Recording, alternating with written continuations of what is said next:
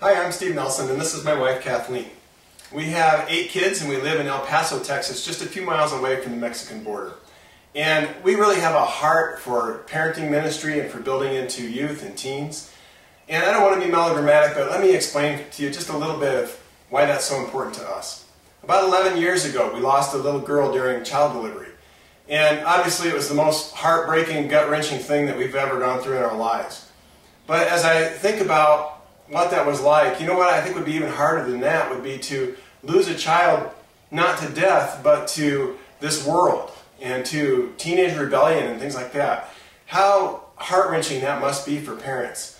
And so one of our goals is to help parents to be able to do the very best that they can, not just to raise kids that don't end up as teenage pregnancies and drugs and alcohol and stuff like that, but we want to have higher goals. We want kids who are world changers, who are really making a difference for God.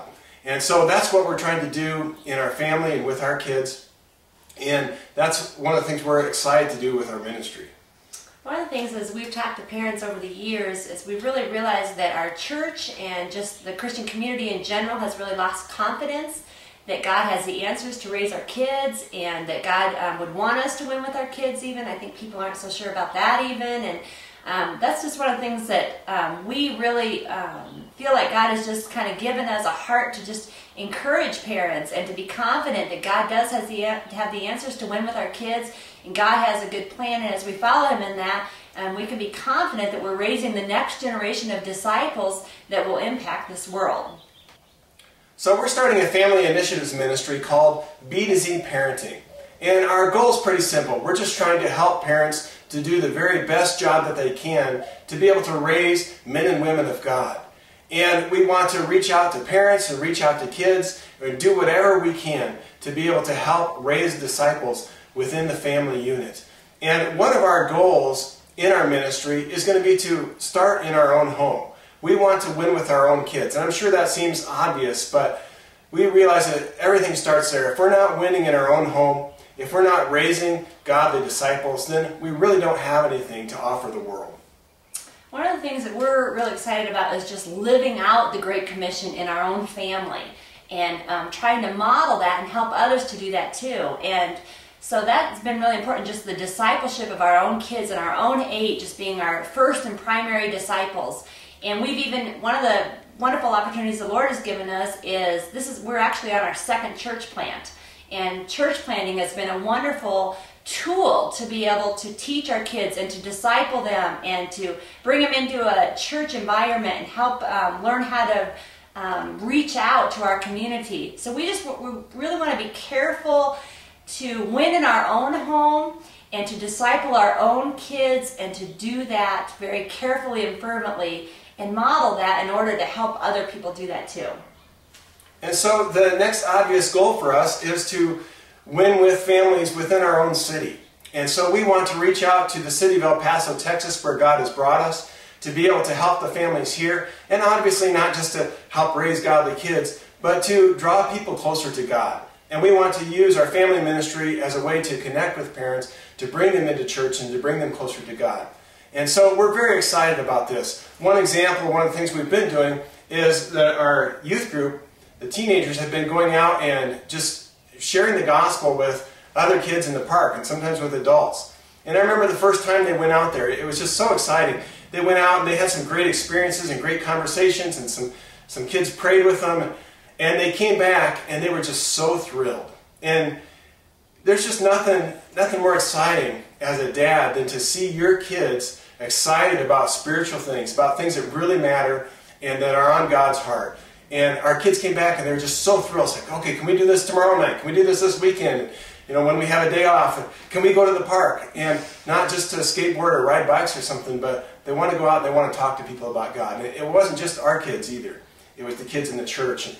And we've been working to start a Bible study in this park and to invite kids that are skateboarders or whoever is hanging out at the park to come and just to learn a little bit about God. So we've had some great times. Sometimes we'll have 5 kids or 8 kids. One time it was like 23 kids that just came out of nowhere to come and to hang out and to hear about what God had to say. And now the kids are looking to us, and they're like, hey, aren't you the Bible study people?